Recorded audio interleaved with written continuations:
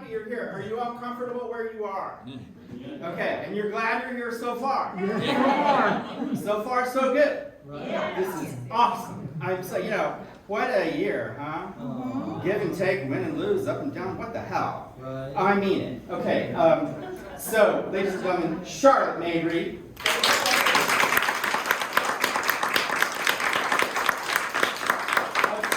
Goddess among us.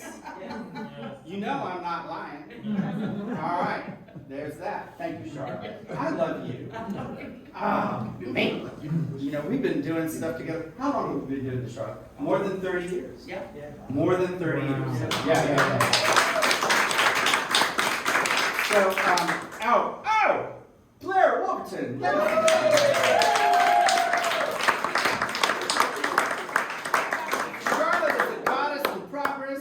Blair is a goddess among us. There you go. That's it. I'm so glad you're. So the evening breaks up into like two little parts. Well, they're not real little. You'll figure it out. Yeah, I trust you. You've got to have some sense. So there it is. And so we'll see Blair in the second half, which I'm so excited about. I can't believe you do this with me. It's so amazing. It's so amazing. Y'all, so Blair was in my little bubble group for the pandemic, and we met every other Friday without fail at Sherry and Bob's house. Hey, Sherry and Bob. If it weren't for y'all, I don't know what would have happened. Jill was there, and Blair and me, and I'm going to talk about you for a little while, so just, but Blair was hilarious, and and you can, you get a little alcohol. And so I asked her if she would do this, and this is what she said: "I have no fear of the stage." And she doesn't. No, I don't think she's scared of anything. It's amazing.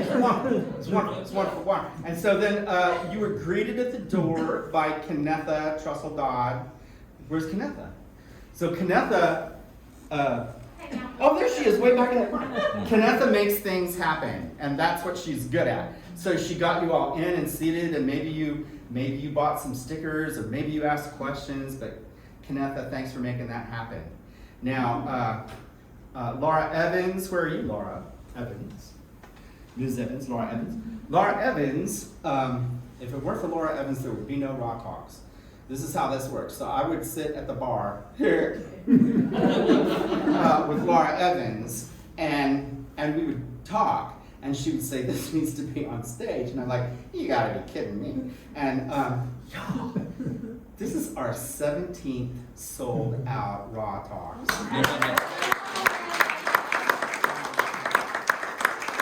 helps to sell out a hall if you only have 25 chairs. That works out real well, but I'm telling you, Laura worked on me for 2 years before we did our first one. So the fact that we're here tonight is Laura Evans. And Laura Evans' husband is Darren Ronan School of Music. Here we are in the school. I want to tell you about Darren. I don't know anybody who is more generous or civic-minded with his resources and his own self. Darren, at the top of the pandemic, made about 39 Facebook Live events happen for local performing artists. And for artists who didn't have, for artists who didn't have like PayPal or Venmo accounts, I know this is true because he did it for me. He set up a Venmo account like while people were performing. He went online and he said, "If you like this, you need to pay for it. You need to tip this artist. You need to pay them money." And he made that happen at a time when artists were not performing anywhere. And my hat is off to Darren Ronan. His generosity is, I can't even begin to describe it to you. It's incredible. And then I want to recognize so many people. I want to recognize, I love you. Thank you for being here. Oh my gosh. So I want to talk about, and then my friend Rick Nesbitt back here. Rick got us all set up. He was the first one here tonight. He makes things happen too. Okay, I'm going to tell you about Rick. I don't generally talk about people when they're present. I usually ask them not to be here. If I'm Let me tell you what, that will sell tickets. If you don't want me to talk about you, buy a ticket. So Rick is my trainer, and his gym is on the other side of that wall. all right? So I've been working with Rick on and off for 2-3 years, something like that. And I was doing I thought I was doing good at the start of the pandemic. And in fact, okay, so at one point at the beginning of the pandemic, y'all, you're not gonna believe this, but it's true. I squatted 150 pounds. But then I'm gonna tell you what happened. What happened was that first presidential debate, and I was at Sherry's house, and I couldn't even bear it. I had to leave before it was over. I was so upset, and I went home, and the next day I ate a pint of ice cream, a bag of cookies, and a sack of something, and I didn't stop. I did not stop. And then I went in January and I saw my doctor, who's a good friend of mine. He's been my doctor for a long time. We're the same age and everything. And this is what my doctor said to me. I want to think about this because I want to make sure I get it right. This is what he said. You're fat. You're fat.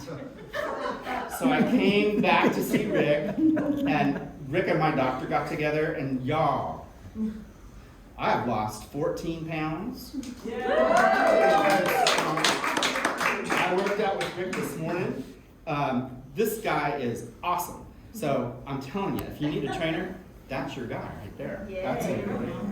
Now, I also want y'all to know that tonight, in our audience, we have Miss Sabina Meyer, who today is celebrating her 90th birthday. But wait, there's more. Sabina, I'm not making this up. She is a true living legend of the Jacksonville theater stage. She's incredible. And Sabina and I were honest. We shared a stage together like in January, just as the pandemic was cranking up. We were thinking, oh my gosh, what if this show can't go on? But we did it, didn't we? We did it. We did it. So ladies and gentlemen, if you will, happy birthday to you. Happy birthday to you. Happy birthday, dear Sabina. Happy birthday to you. Yeah!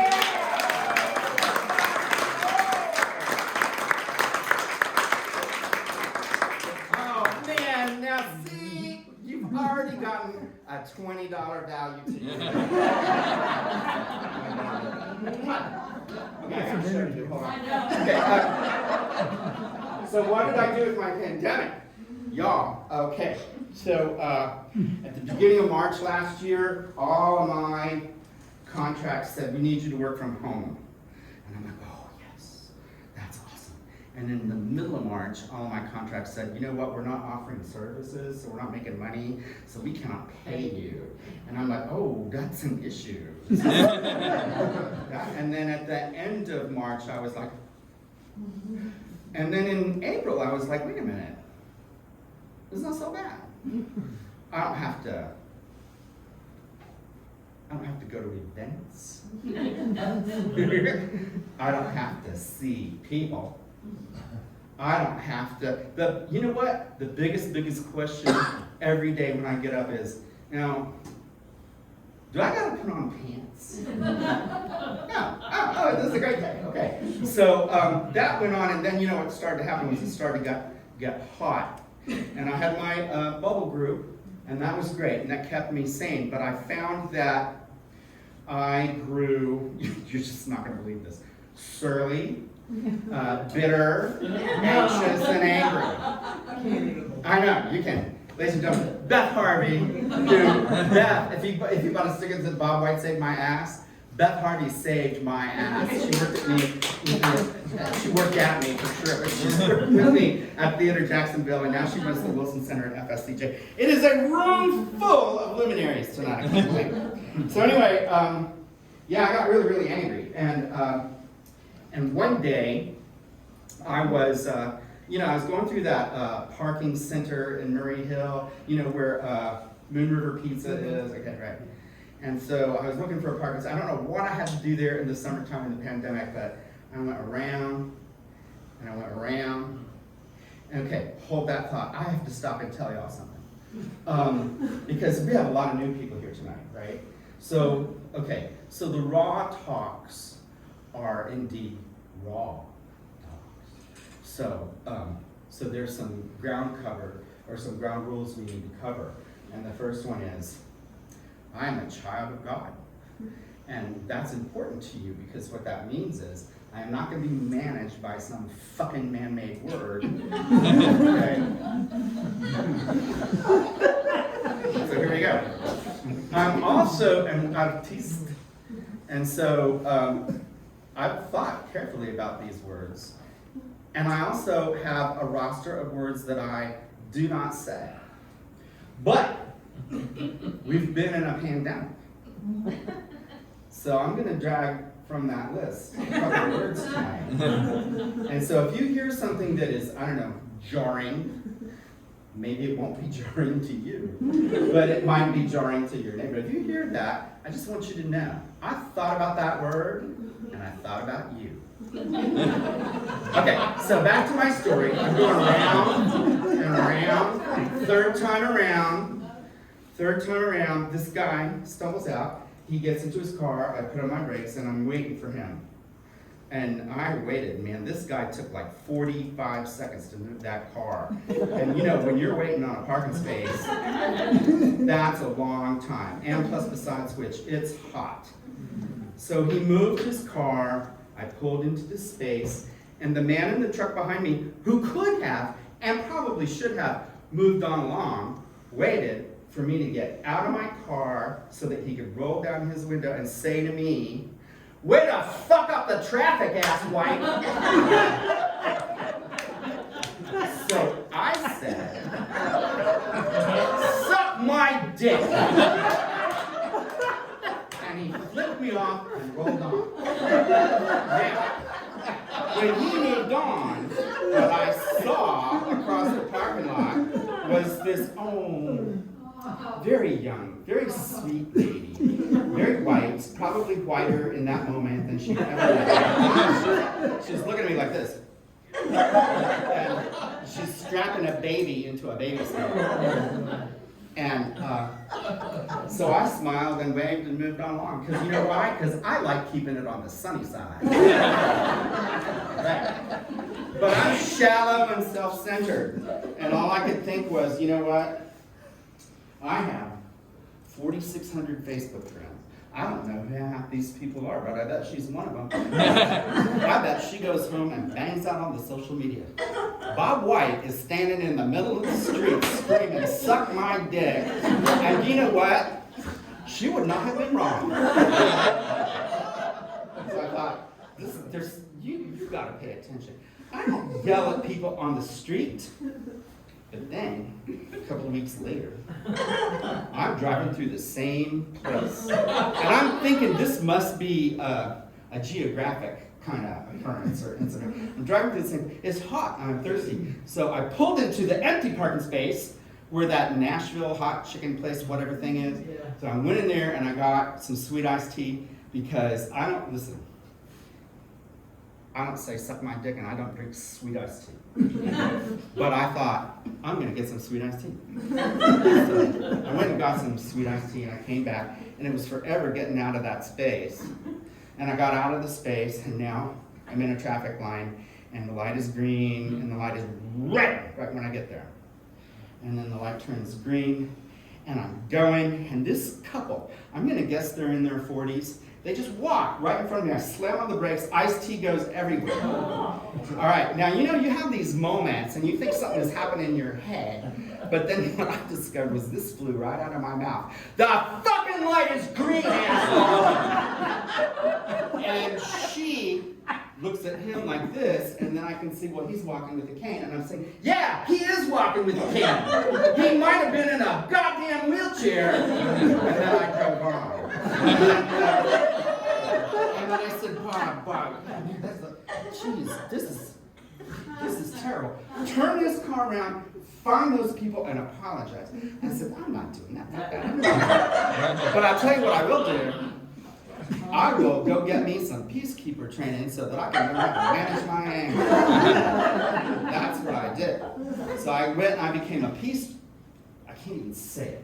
A peacekeeper, I got training, I have a vest, I have a little hat. I went to all of these events, it was amazing. I learned a lot about peacekeeping. I learned about keeping people focused, keeping people distanced, keeping people on it, all these kinds of things. I went to this one, y'all, peacekeeping is not for sissies. It is not.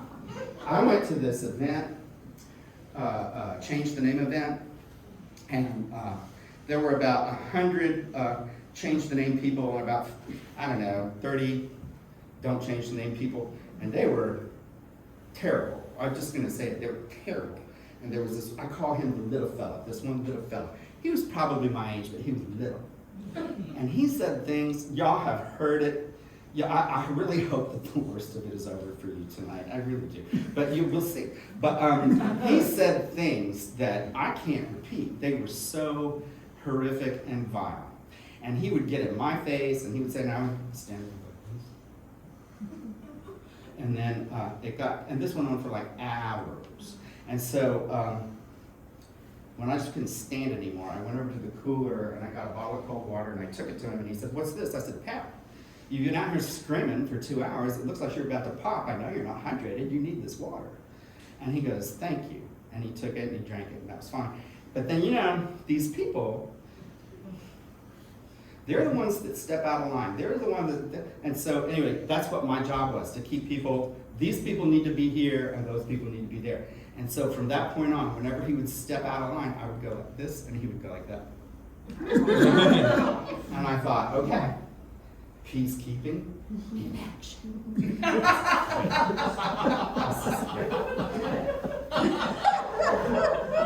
I'm not making this up. I'm just telling you what happened. So anyway, shortly after all of that happened, I know a lot of you know about this, but my dog Georgia passed away. And my dog Georgia, I love that dog so much. Georgia was a street dog. When I found her, she had more lesions than she had hair.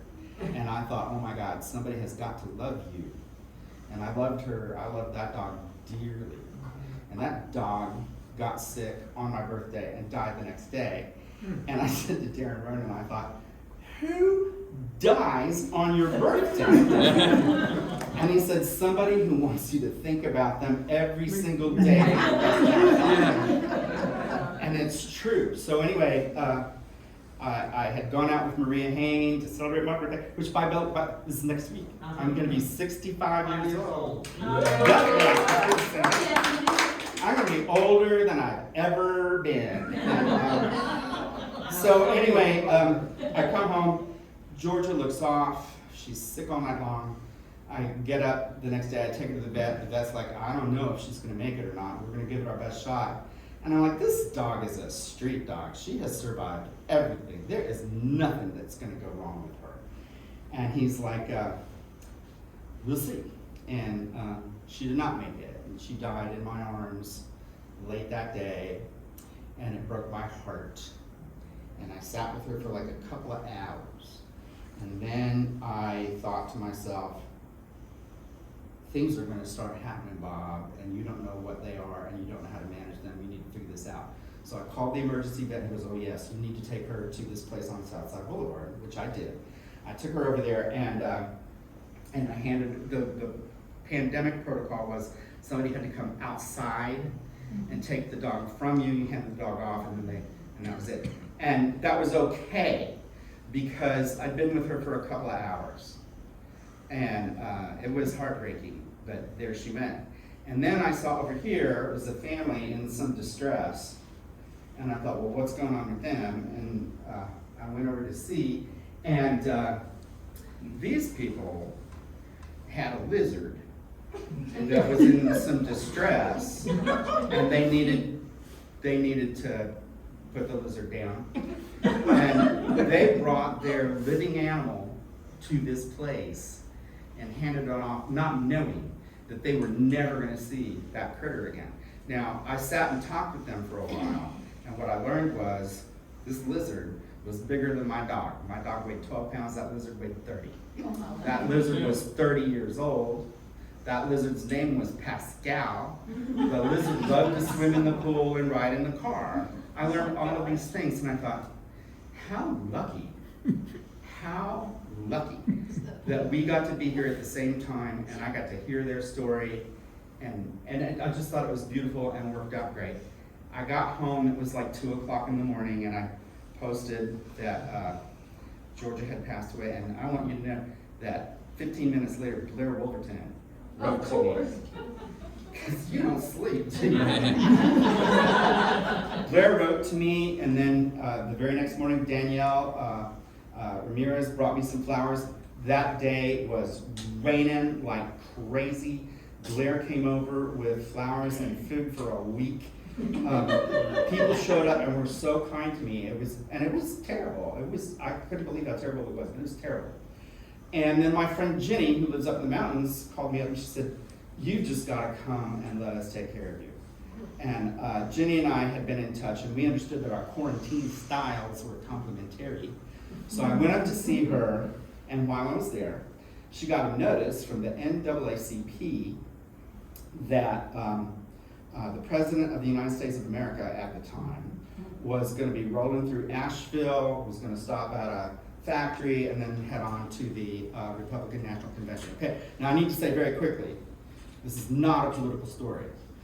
But it kind of is. But it's not. So here's what happened. So they wanted us, the NAACP wanted us to make signs, so we made signs. Black Lives Matter. I'm not sure what mine said. I'm sure it was vile.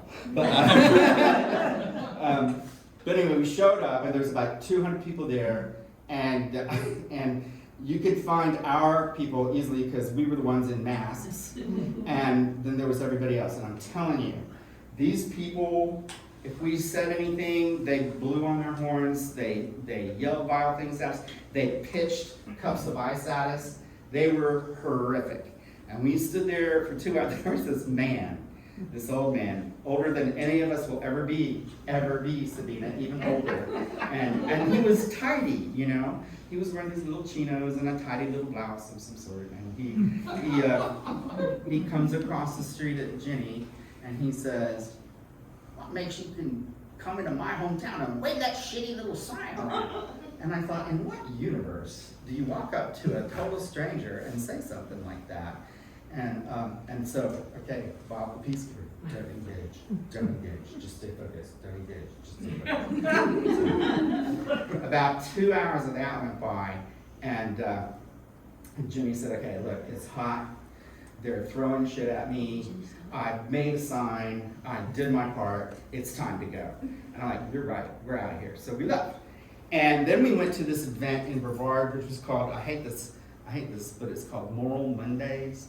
And it was a Black Lives Matter thing, but it was sweet. And there was about 50 people, and they were all gathered on the steps of the courthouse, and people were telling their stories about community engagement and singing songs. And there was this one little mother, she's adorable. She had 2 little children. She got them situated, and she went up and she was speaking. These kids were like watching their mother, you know, model excellent community engagement. It was so wonderful. And then this old lesbian got up and wanted us all to sing Holly Near songs, and I thought, oh yeah, let's do that. And so we did that. But I mean, it was sweet. It was really, really, really sweet. The complete antithesis of this other thing. So then, it's time to go home, and we're driving back, and we're talking about, oh, what a sweet time we had, you know. And then I'm like, "Jenny, there's this man in a big black truck behind me, and he's blowing his horn and flashing his lights." She goes, "Well, just don't pay attention, don't engage." And I thought, my peacekeeper, there's a dividend right there.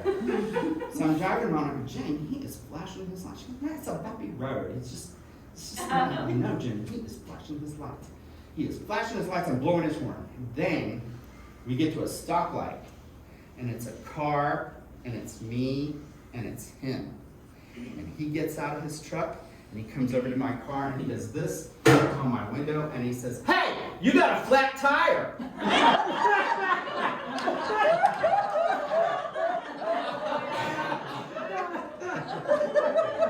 Right. And I'm like, "Oh, And he goes, hey, you know where that marathon station is over there? I said, yes. He goes, I'm going to follow you and make sure you get there okay. I said, okay. So I go there, I pull in, he turns off, and I see the back of his truck. Trump pants, MAGA 2020. And I'm like, oh my God, are you kidding me? Okay, so I'm looking for the air hose now, and there's a man in the truck, and he's on his phone. He sees me, oh, you need this. I'm going to get out of the way. So he pulls his truck out, I pull my car in. Before I can get out of my car, he is over there, he is on my tire. He goes, I don't see anything, and I don't hear anything, but I'm going to take care of this. And he puts air in my tire, and he's like, checking it out and listening to it. Where are you going? I said, we're just going up there. I'm going to follow you and make sure you get there okay. And so we go, and I turn in, he turns off. Trump pants and I fuck that shit. And I, but you know, what a life lesson for you, Bob. What a peacekeeper you are.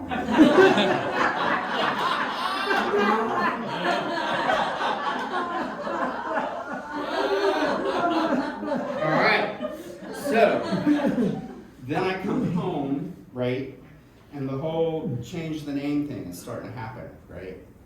And I'm showing up at these rallies and I'm being a peacekeeper. And, you know, a lot of times being a peacekeeper is kind of easy and fun. There was a rally on Tuesday of this week before the school board meeting. It was, you know, the pro-mask parents and the anti-mask parents. And let me tell you, there were about 100 pro-mask parents there and no anti-mask parents at all. So it was an easy gig. It was kind of nice. But when the change the name thing started happening, I was walking over. I have a new dog. Her name is Bella. Okay, let me tell you. Georgia was a street dog. Bella is not. Bella is a Shih Tzu. I know exactly when Bella was born. She has papers, the whole bottle of wax. And let me tell you what, you want to talk about a privileged, entitled creature. Unbelievable. But, you know, she's clear, right? So she has this thing that she does to get your attention. And then when you give it to her, she looks at you like, about time, Buster. And then she goes to the food bowl, or she goes to the door, or she goes to the toys, or whatever it is she needs or wants or whatever. So you never have to worry about her. She's going to tell you. But I'm walking my dog, Bella, and we see these people across the street. And they have a hatchback. And it looks to me like in that hatchback there are just a stack of keep the name signs. And I see these people pulling a change the name sign out of the ground, and y'all, it just flew right out of my mouth. That's a shitty thing to do. And then this little voice in my head went, Bob, when you yell at people on the street, it's never good. You know that? It's, y'all, I'm telling you, the pandemic, and you know I'm right, because you have yelled at people too. I've heard some of you. So anyway, they yelled back at me. I don't know what they said. I yelled something back at them. They yelled something back at me, and I'm thinking to myself, this is how it starts? I pulled out my camera, because I'm going to take their picture, and they get in their car, and they drive off, and I'm thinking to myself, oh, great. They're going to drive around the corner, and before you get back home, they're going to drive up, and they're going to blow your head off. Bob. This is how you're going to die. And so Bella and I scurry back home again. Oh, all safe and sound, okay? That night, there is a Black Lives Matter event at the courthouse, and they've requested peacekeepers, so we're there, and I'm walking up, and there they are, those people. And well, a lot of you will understand this immediately, but I'm just going to say it. They're talking to Hope McMath. And I get closer, and I see, oh, geez, I know these people. And it looks like they're on our team. And I have worked with these people. We have done things together. And I thought, I am going to have to walk up to them and apologize for my bad behavior in front of Hope. It's not a happy place to be. And I walked up and I said, I am so sorry. My name is Bob White, and I know I yelled at you today. She said, that's all right. I yelled back at you too. I said, really? What did you say? She said, I called you a lame-ass, stupid motherfucking white supremacist. You did what? But we hugged it out. And it was great. It was great. But that's... Are you believing this pandemic? It is, best of times, worst of times. Give and take, win and lose, up and down, all of it. And then, in the middle of all of it, there's the thing with Georgia and Bella and one thing and another, and the peacekeeping thing just, it wasn't. Well, I have to take a side. Some of you have heard this story before, so please just indulge me. But, I think everybody has a routine that you go through when you get out of bed in the morning, and you stumble about and then you find yourself and you're on your way to your coffee, right? And so I'm doing the things that I do, and I'm standing in the shower and I'm thinking about my day, and suddenly I hear myself say, Jesus Christ, Bob, how'd you get to be so fucking fat anyway? You would not say that to your worst enemy. You would not. And I said, Bob White, you are not allowed to speak that way. Easier said than done. So I thought I need to interject an accountability measure, right? So I decided I would write down the first thing I said every day. And after a couple of weeks, what I discovered was I didn't say dreadful things every day, just almost every day. But then when I woke up, I thought, oh, Bob, look, you have an opportunity to bless your day. Let's be smart about this. But then as time rolled by, I was like, oh, what glib and pithy thing am I going to say today? Right down in my little place. And it got to be very, very, very contrived. And then what I discovered was that I really wasn't saying anything at all. I mean, I would say things like, hey, Dave, how you doing?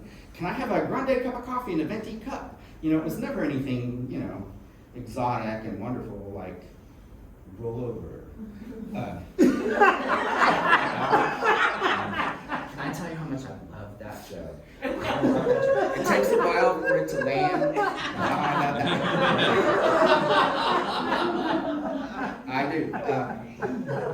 But I thought, oh wow, you're practicing silence. How zen of you. You have solved your problem, right? And so 2 months pass. I'm standing in the shower. Jesus Christ, Bob, how'd you get to be this fat? And I thought, I got to start all over again from the beginning. And it wasn't enough to write it down. I need to bring some living creature that I'm accountable to into my life. And it cannot be a person. I'm not having that. I'm not doing it. And cats I'm sorry, I know there are cat people here, but cats, if they had thumbs, you would be hustling for rent and beer money and cat food to keep them happy.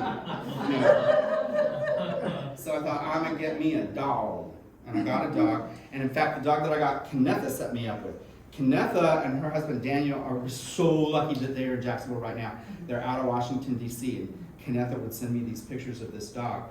And I go, he's a great little dog, Kennetha, but I'm not going to Washington, D.C. to get a dog. So that's what I did. And I got this dog, and he was an older dog. He was the perfect dog for me at the time. And of course, I got Georgia, and that just was hard. And it's still hard, because it's just like Darren said, I think about her every single day.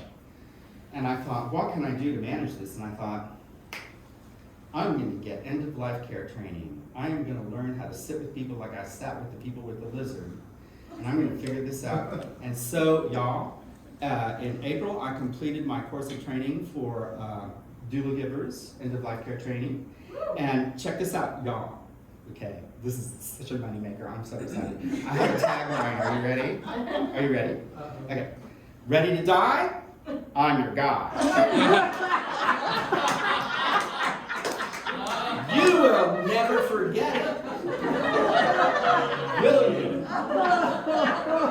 I am your guy. Okay.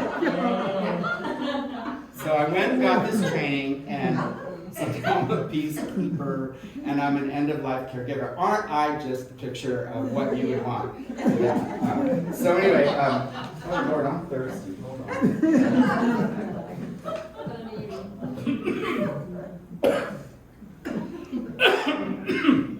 I sent that one down fast and the wrong way. Anyway, I got this training and I learned a lot. I didn't learn how to drink wine. But I was very, very fortunate because I was invited by Kimberly Weir, who is the chaplain at Florida Christian Center, to come sit with her Monday night care group, and had some experience with them. And then, right when all of this was happening, my friend Lenny Thiessen, who many of you know, Lenny has the flower shop right over here. All right, let me tell you about Lenny. I've known him since I was 13 years old. I'm going to be 65 next week. We went to high school together in Honolulu. And Lenny, golly, I hope I don't die in front of you. Lenny, I think, you know, we went to Hawaii Baptist Academy, so I didn't have a lot of context or language for stuff, but I had a real serious crush on him. And because when he was in high school, he looked just like Jesus. If Jesus were a Viking.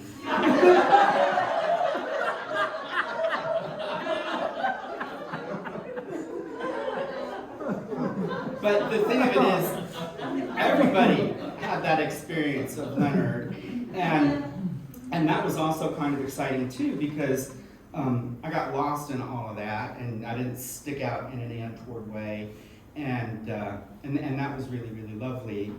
And we were best friends, and there were a lot of things that we did together. We were in a bunch of plays together. When I was 14 years old, Lenny Thiessen said to me, "Hey, they're having auditions after school today. We should go do that." And in that moment, he handed my life to me. And you like doing a song? Lenny could hand me a poem or a lyric, and in 10 minutes, I could hand him a song.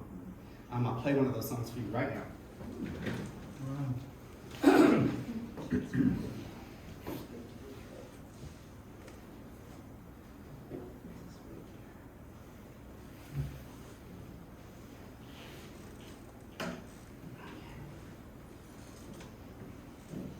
Because we like the rock and roll, don't you share? Okay.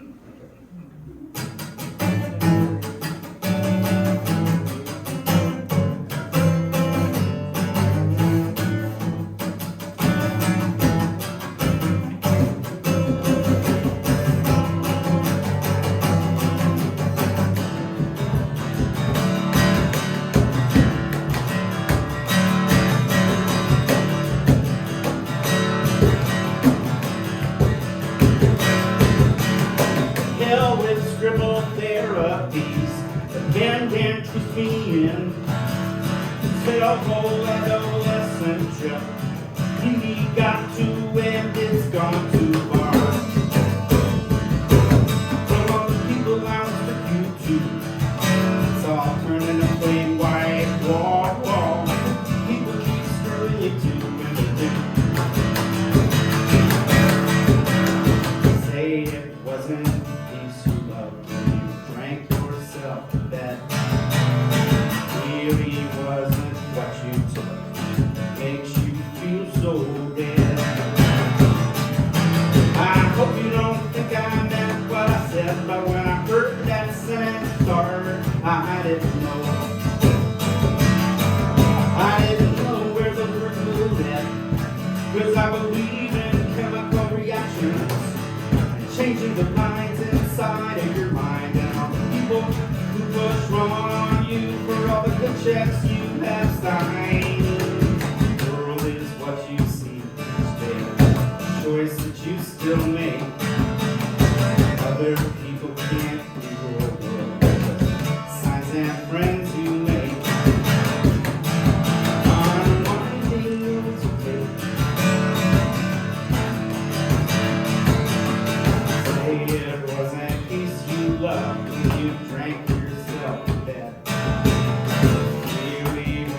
what you took makes you feel so dead. Now, you know the guy that was it. Heard that sex star and I didn't know. I didn't know there was there. I believe in chemical reactions, changing the minds inside of your mind. And people who push wrong on you for all the checks you assign.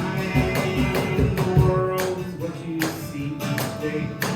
Choice that you still make. Other people can't feel the signs and friends you made. On lonesome roads you take.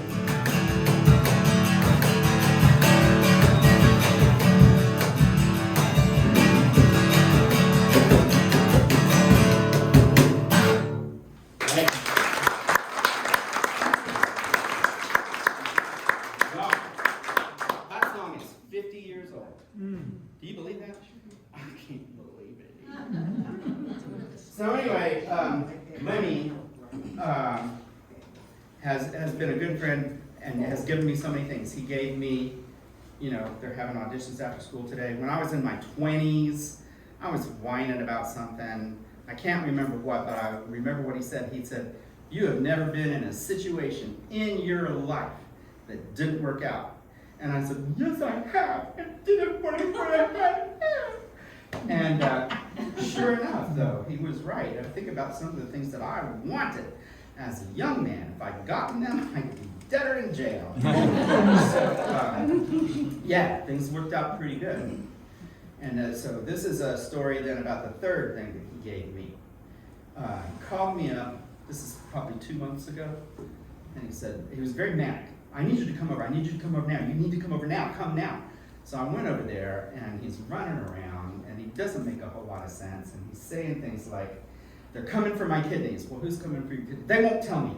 "Well, why won't they tell you?" "Hey, Bob, come here, look at this." And he takes me into this room, and it's got boxes and boxes and boxes of record albums, right? He's bought all these records.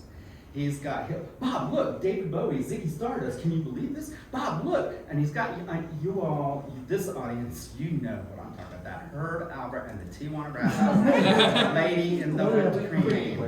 Yeah, everybody had that record. "Look at, when was the last time you saw this?" And then, I was really smart, because I brought Bella with me, and Bella wasn't having it. She's like, "Can we please just go?"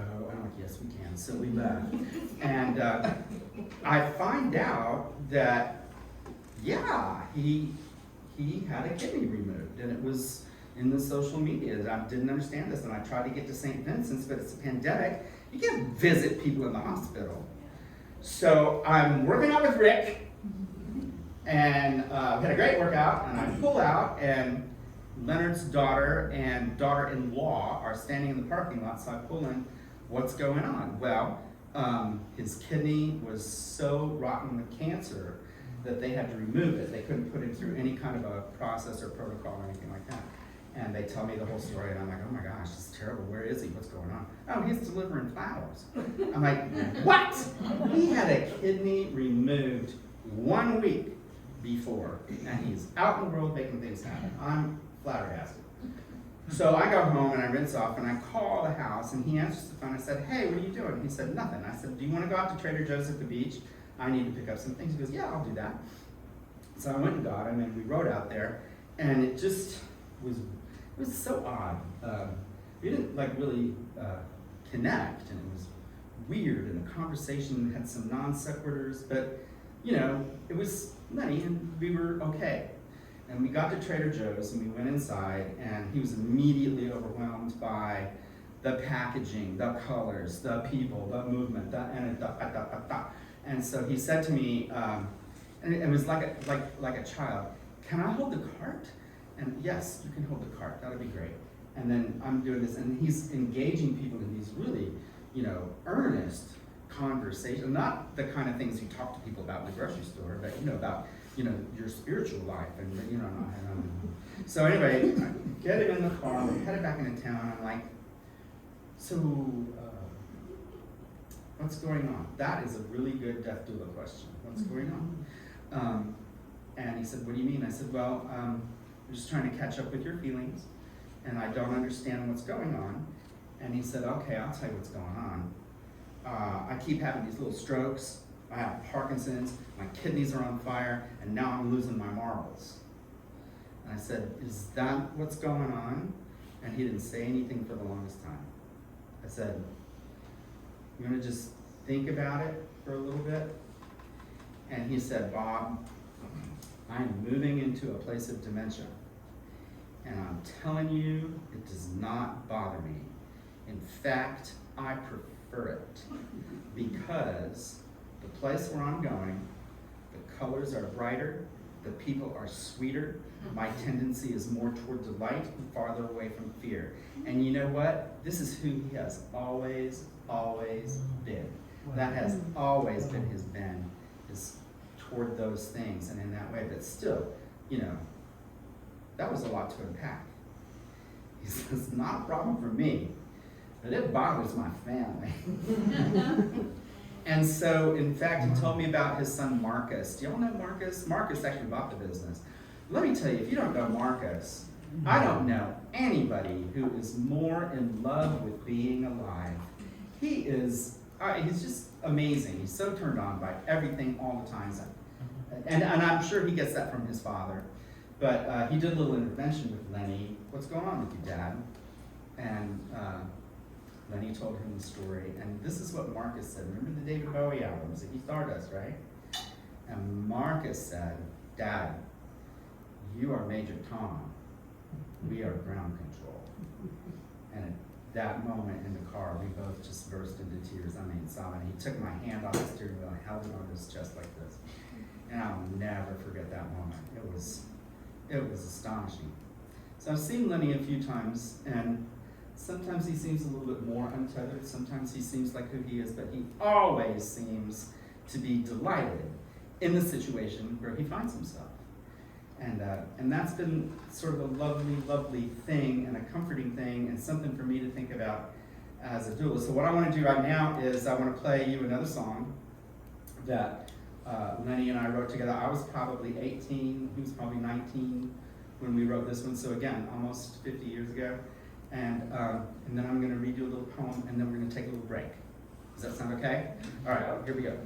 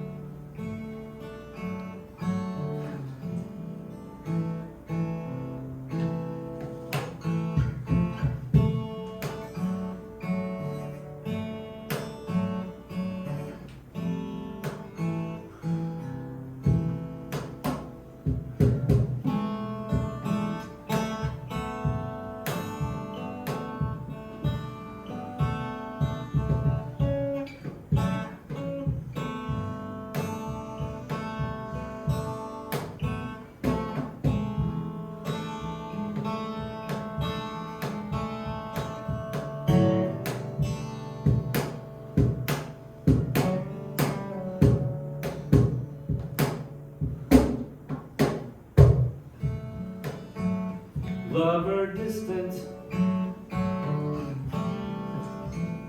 I am lonely. You are close when I am cold. For to hold you for an hour. Trust that truth into my heart. You are warm when you sit beside me. If you love me, let me know. Here is hair, golden brown is my mind.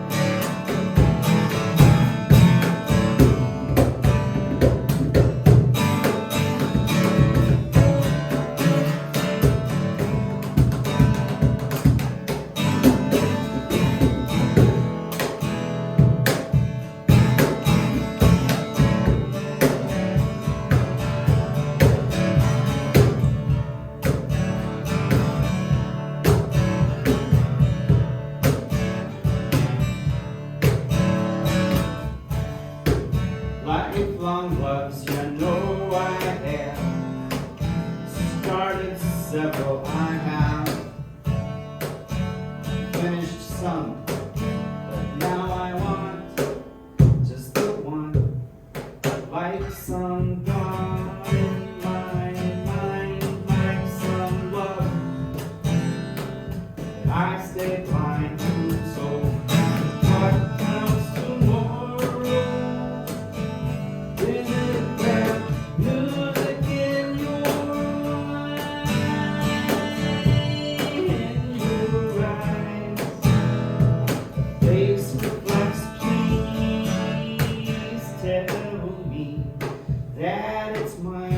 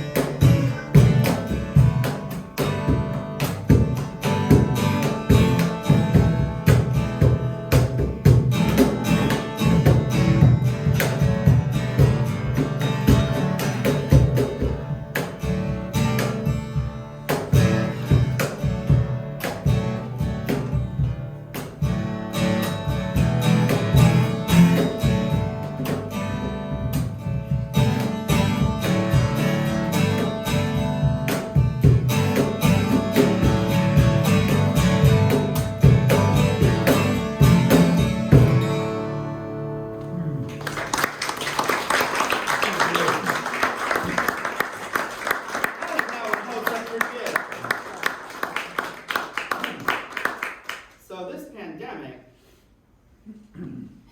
has pissed me off and made me sad. But it's also why we're here together tonight. So there's a lot to say about that. And I found this little poem that I want to read to you. This, I think, pretty much sums it up. I want things to be perfect. They are not. I want things to work. They do not. I want structures of beauty, days of grace. Often it's otherwise. So I make a song, or I curse. I study a flower, or I kick a rock. There are two of me. One of us is younger.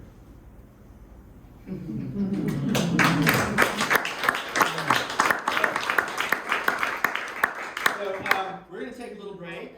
We're going to come back and we're going to visit with Blair, and that should be great. So make yourself at home. Don't stray too far, and we'll get busy just a little bit, okay? Thank you all so much. Thank you.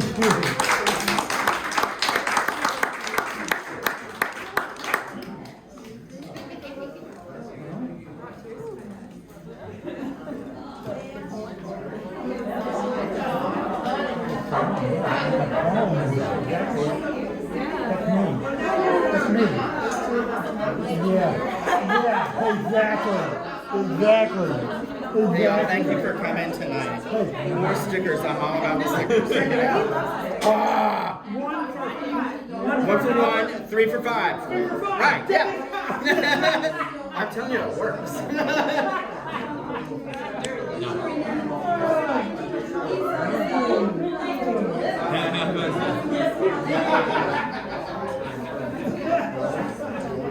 Hey, you brought her to tears with the song. Now that song's beautiful. Just like that. What's your name? Oh,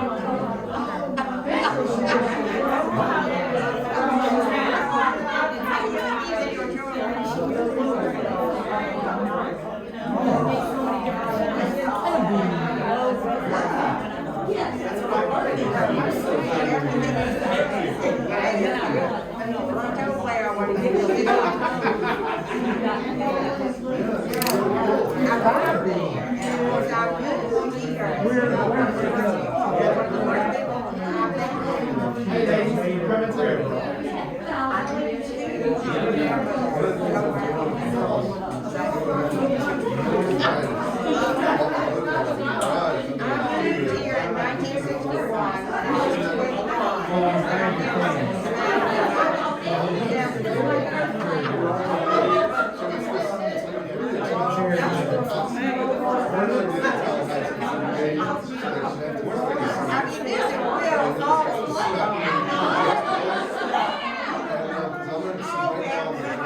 so glad. It would be a tedious evening if you did not.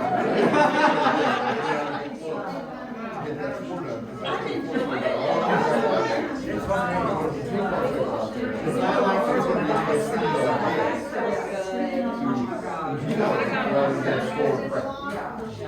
Every time I walk through the garage for years, I've seen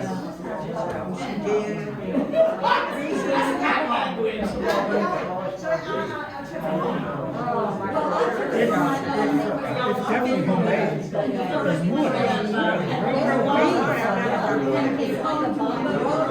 Yeah.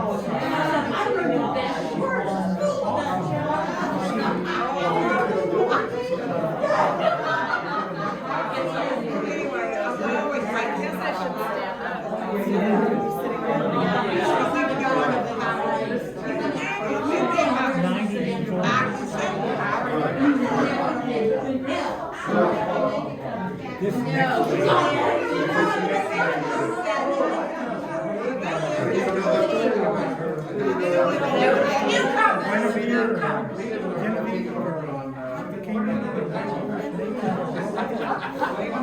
I know you remember Hank Haynes when you were growing up. Hank Haynes. Never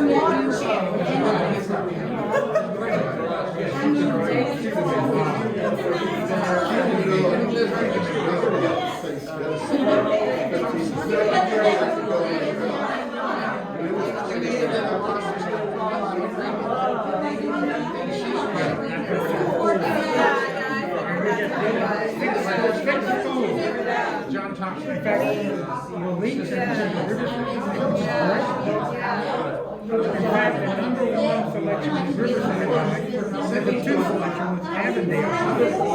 I think they should have called it Riverside Avondale. Well, that's what Bradley saw. They should have just called Riverside.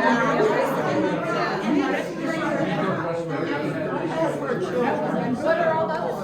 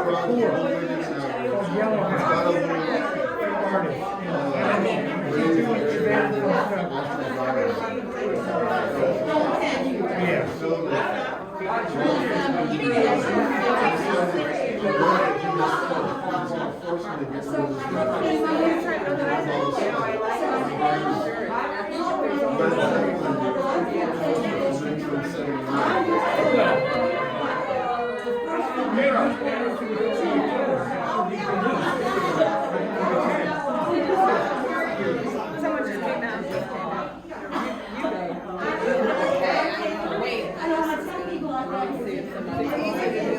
Waiting for help.